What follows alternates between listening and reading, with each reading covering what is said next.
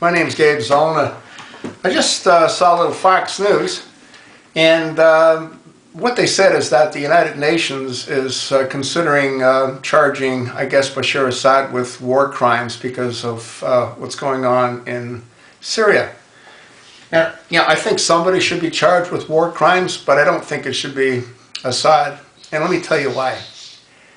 I've said this on a number of different videos, and I refer to the pieces of the puzzle, they all sort of fit together. And what you have to do is you have to break down each component and then start putting them all together again and see what you end up with. Now, you take, for example, Egypt. Now, Egypt had Mubarak, who ruled there for 35 years. He got along well with Israel. Never seemed to have much of an issue with the United States. We didn't hear of any real conflicts going on. As a matter of fact, the previous administration had arranged previous or even Obama's, I'm not certain, but the administration had arranged to provide Egypt, and at that time it would have been for Mubarak, with 20 new F-16 fighters. Well, those are now going to be given to the new president. Now, the new president, again, is a gentleman by the name of, I don't know if he's a gentleman, his name is Mohammed Morsi, and he is an ex-convict. He was imprisoned, and he's very much part of the Muslim Brotherhood.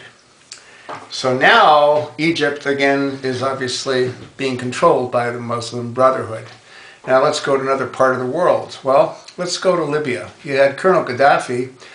He wasn't exactly what I would consider to be normal, but very few of those people are, including who we have in the White House, do I consider to be normal.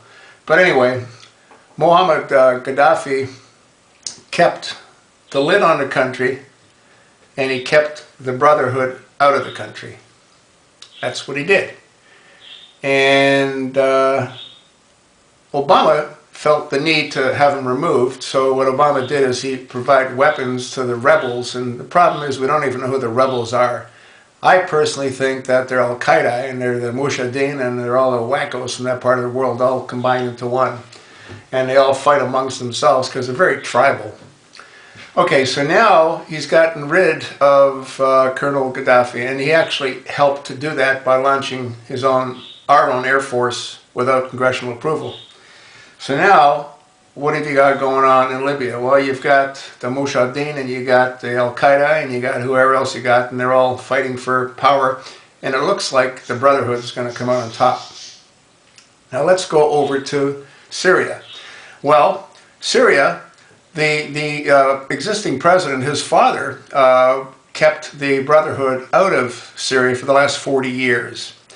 And Bashar Assad has been president for a number of years, and you have to ask yourself a question: why would he go out and slaughter his own people?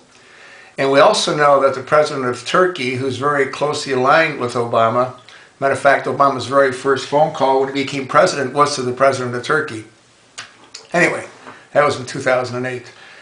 So now we've got the president of Turkey who, for his own reasons, doesn't like Bashar Assad. And so Obama is funneling weapons through Turkey to give to the rebels in Syria. Problem again is we don't know who those rebels are. Well, we have an idea. And the idea that I have is that they're, again, Al-Qaeda.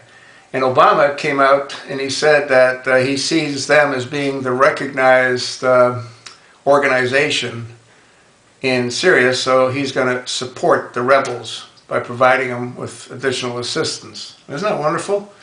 Now, we don't even know who these rebels are, right? But we're going to be giving them weapons, which we have been giving them indirectly through Turkey.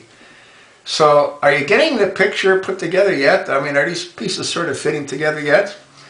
And the final pieces of the puzzle, as far as I'm concerned, is Benghazi. And you've got a situation in Benghazi where the ambassador was supposed to have dinner with a representative from Turkey, and I think they were just going to finalize a gun transfer. And then an hour after that ambassador leaves, or that emissary from Turkey leaves, there's an attack against the ambassador at the facility. Not an embassy, at the facility. And then you've got Tyrone Woods, and you've got Glenn Doherty. They hear the commotion. They're ordered to stand down, not once, not twice, but 3 times. Excuse me.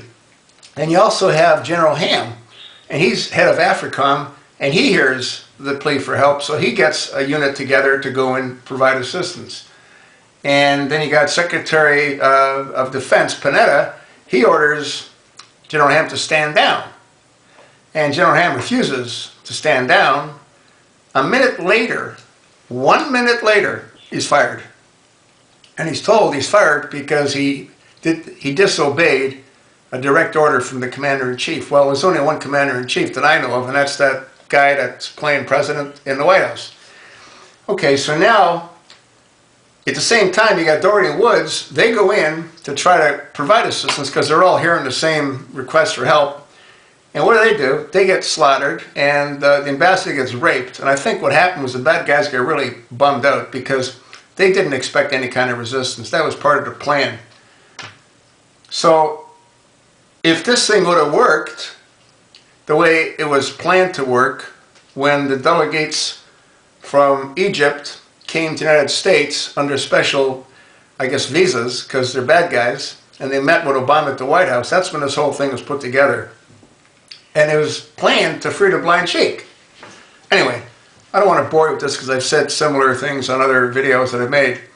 But you see, all the pieces fit together. And the person that should be held for war crimes is not Bashar Assad. No. The person that should be held for war crimes, and I believe in time history will prove me to be correct, is Barry Soetoro or Barack Hussein or whatever his name is. He's the one that should be held for war crimes, not Bashar Assad. Bashar Assad is fighting for his survival, and Obama is doing everything he can to have him removed one way or another. Why? Well, that I've answered many times before as well. And the reason why is because Obama is a Muslim. He's an Arab Muslim. And Muslims, the highest honor that a Muslim can have is to lie to an infidel. And the bigger the lie, the higher the honor. So guess where this guy's going? He's going to have 800,000 versions for the kind of lies he's committed. But anyway, it's pretty crazy.